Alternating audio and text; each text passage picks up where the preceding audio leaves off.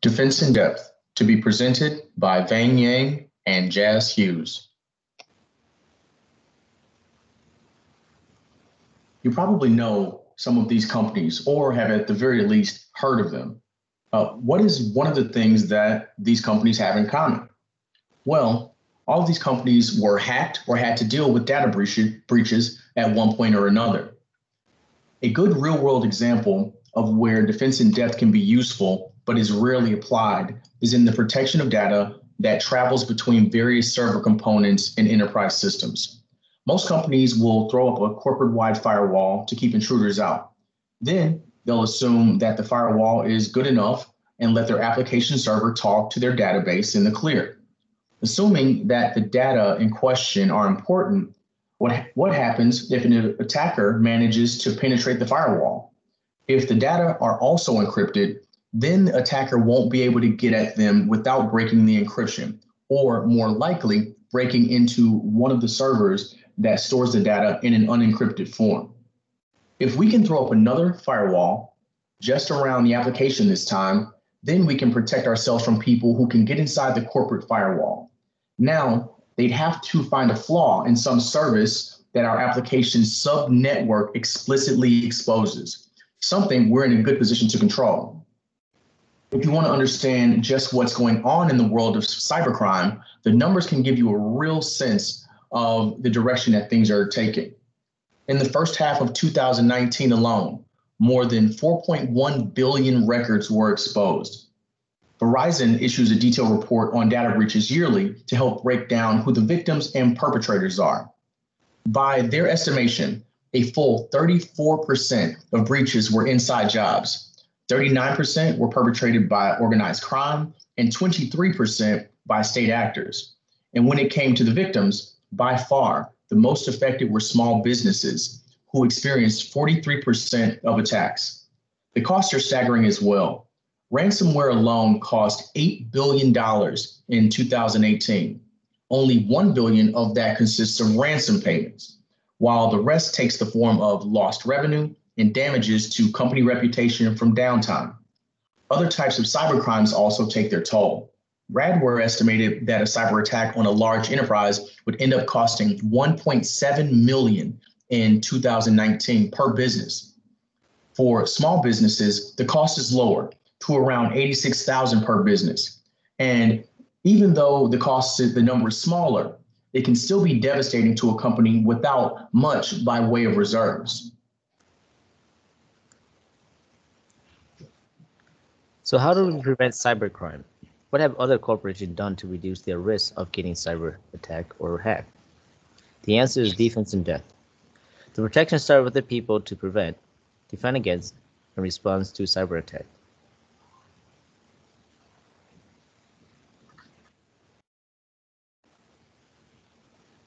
So today's agenda, we will walk through a definition of what defense in depth is, the types of cyber attack that exist, elements in defense in depth, layered security and security level protection to give you more understanding of the technical aspect of things, implementation and risk mitigation, defense in depth design examples to provide an understanding of the actual structure, what happens during a cyber attack, and finally, what the future looks like for this area.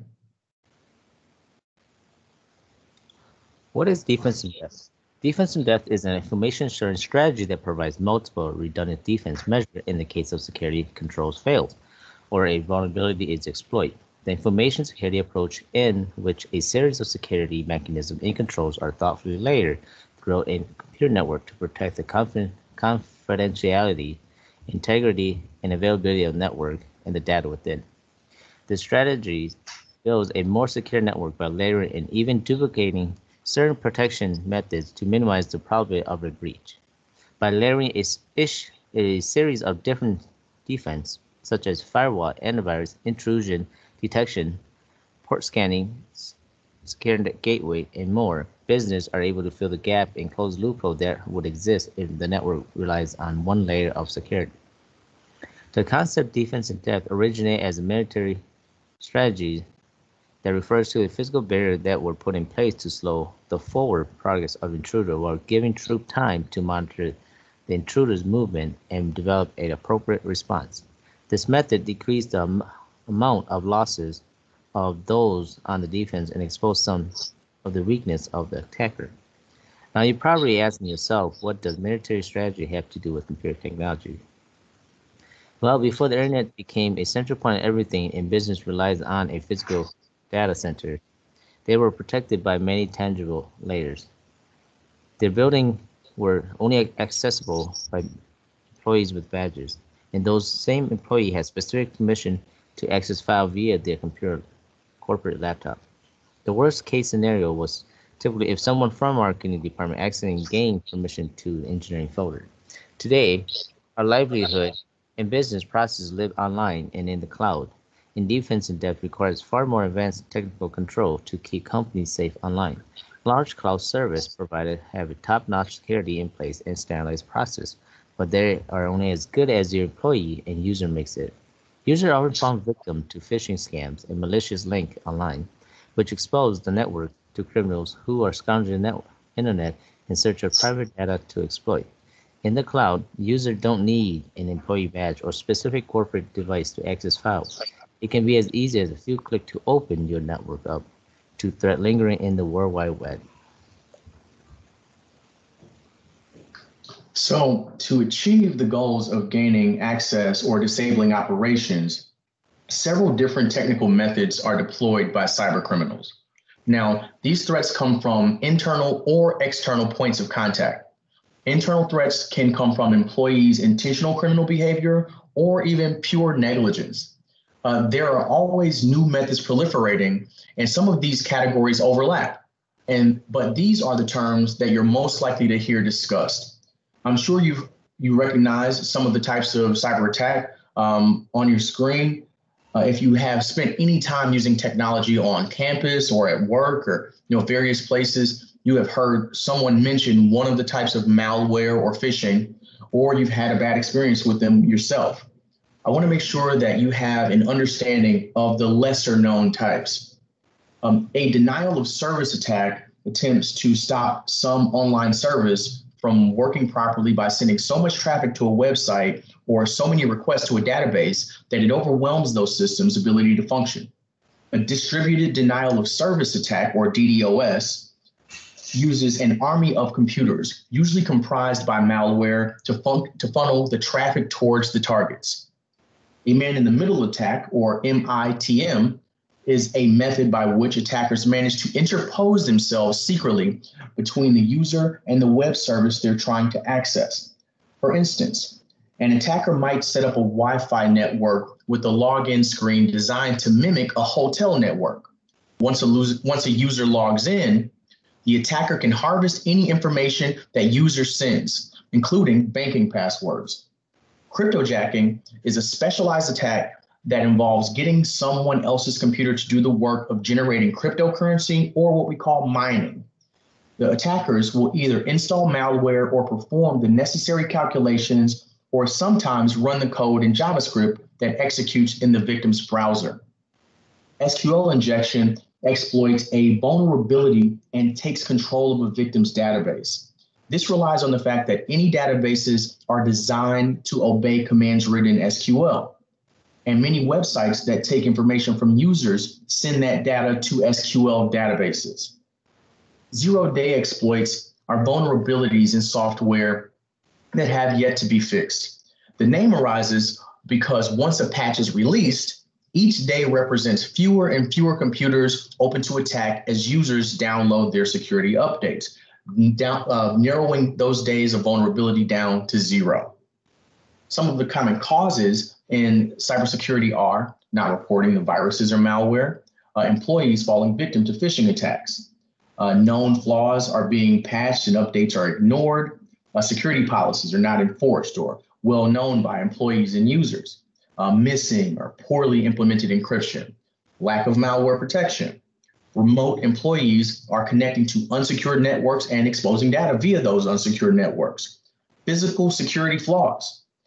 And finally, business partners or supply chains are not always fully secure. There's just gaps in the security measures that are being taken by those partners and supply chains. Now we get more specific into defense in depth look. What defense in depth looks like. There are four elements that comprise the DID.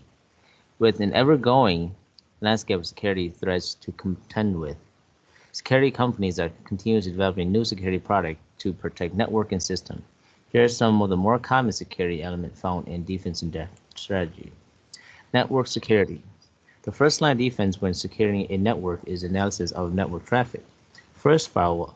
Firewall prevent access to and from unauthorized network and will allow or block traffic based on a set of security rules. Intrusion protection system often makes work in tandem with a firewall to identify potential security threats and respond to them quickly. Antivirus software. Antivirus software is critical to protecting against virus and malware. However, many variants often relies heavily on signature-based detection. While these solutions offer strong protection against malicious software, signature-based product can be exploited by intelligent cybercrime. Analyzing data integrity. Every file on the system has what is known as a checksum. This is mathematical representation of the file that shows the frequency of its use. Its source, which can be used to check against this virus and other malicious code. If incoming files is completely unique to the system, it may be marked as suspicious. Data integrity solution can also check the source IP address to ensure it is known and trust source. Behavioral analysis. File and network behavior often provide insight while a breach is in progress or has occurred. If a behavioral analysis is active, it means the firewall or intrusion protection solution has failed. Behavioral analysis pick up the slack and can either send alert or execute automatic controls that prevent a breach from continuing any further. For this to work effectively, organization needs to set a baseline for normal behavior. To determine what layers are needed, it is best to lay out what sensitive data you have, where it is located, and who have access to it. Device, data, and people are often the key to assessing your security risk. Once you identify your at-risk data or device, it is easier to decide which layer you need and how they fit into your entire security approach. Now, a combination of several security solutions is designed to reduce a network's attack surface and protect it from all angles. This approach is the layered security and security level protection. This approach comes with the rise of mobile working, IoT or Internet of Things devices, and the increased reliance of businesses on the internet in general. Endpoint devices, cloud services, and web applications now hold the keys to data that cybercriminals are looking for. One firewall is simply not enough, especially with the attack surfaces growing rapidly. Avenues for attack are now basically endless. Layered security is focused on physical controls, administrative, and cybersecurity, and fully protecting endpoints and networks. And Defense in Depth acknowledges that total security isn't really realistic. Slowing threats until they are no longer a danger is the most effective way to secure businesses. Physical controls are the controls that include security measures that prevent physical access to IT systems, such as security guards and even locked doors. Technical controls include security measures that protect system networks or resources using specialized hardware or software, such as firewall appliance or antivirus programs. Administrative controls are security measures consisting of policies or procedures directed at an organization's employees. For example, instructing users to label sensitive information as confidential. Security level protection. How does DID work? A layered approach to security can apply to all levels of IT system, from the lone laptop accessing the internet from a coffee shop to the 50,000 user enterprise WAN. Defense in depth can significantly improve your security profile. As mentioned, no organization can ever fully be protected by a single layer of security. However, when you use a series of different defense together, such as firewall, malware scanner, intrusion protection detection system, data encryption, and integrity auditing solution, you effectively close the gap that are created by relying on a singular security solution. Firewall or software or hardware that controls network traffic through access or denied policies or rules. An IDS sends an alert when malicious network traffic is detected, whereas an IPS attempts to prevent and send alert when an identified malicious activity is on the network or a user workstation. Endpoint detection and response software resides on the client system and provide antivirus protection, alert detection, analysis, threat, and threat intelligence capability. Network segmentation is the practice of splitting a network into multiple subnetwork designed around business need. The principle of least privilege required policy and technical control is only assign user, system, and process access to resources that are absolutely necessary to perform their assigned function. Strong passwords are critical authentication mechanism in information system security. Modern password guidelines involve using multi-factor authentication for any account of value, using a phrase with multiple words, and not reusing password. Patch management is in the process of applying updates to an operating system, software, hardware, or plugin. Often, these patches address identify vulnerability that could allow unauthorized access to information system or network. As a well-architected security infrastructure and plan can go a long way toward defending against the many security threats modern corporations face. No matter how good the security is, there's always a chance that the corporation will be attacked and the defense will be breached. Implementing defense in depth can be a resource-intensive undertaking. Management should follow a risk-based approach to evaluate existing network environments and ensure key sensitive assets are protected using this strategy and the practices, tools, and policies described above. The implementation will require extensive hardware, software, and manpower. Development includes new networking infrastructure and security best practices. When a corporation is faced with security implementation, the corporation has three mitigation strategies in front of it. There's risk acceptance, risk reduction, and risk transference. A balanced strategic approach includes properly proportioned aspects of all three strategies intertwined. To give some definition to those, risk acceptance consists of not investing in countermeasures and not reducing the security risk itself. Risk reduction consists of actively investing in the safeguards designed to mitigate security threats. And risk transference is the strategy of passing a portion or all of the risks associated with security to a third party by outsourcing security or buying insurance. Defense in depth the enterprise from the manufacturing security zone through the military demilitarized zone, DMZ, which is a subnetwork containing an organization exposed outward-facing service. It acts as the exposed point to an untrusted network. The goal of a DMZ is to add an extra layer of security to an organization local area network. It protects and monitors network nodes that face outside the internal network that can access what is exposed in the DMZ, while the rest of the network is safe behind the platform. When implemented properly, a DMZ network gives organizations extra protection in detecting and mitigating security breaches before they reach the internal network, where valuable assets are stored. The DMZ network exists to protect the hosts most vulnerable to attack. These hosts usually involve servers that extend to users outside of the local area network. The most common example being email, web servers, and DNS servers. Because of the increased potential of attack, they are placed into the monitor subnetwork to help protect the rest of the network if they become compromised. Separation between enterprise and manufacturing eliminates operation risk from vulnerability from the enterprise side. So you might be asking yourself, at some point, what really happens in a cyber attack?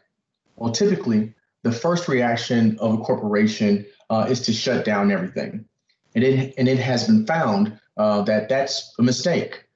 Since diagnosing where the attack is coming from, its severity, and its reach is much easier to do if the system is maintained operation and the attacker is kept unaware that the security breach was spotted.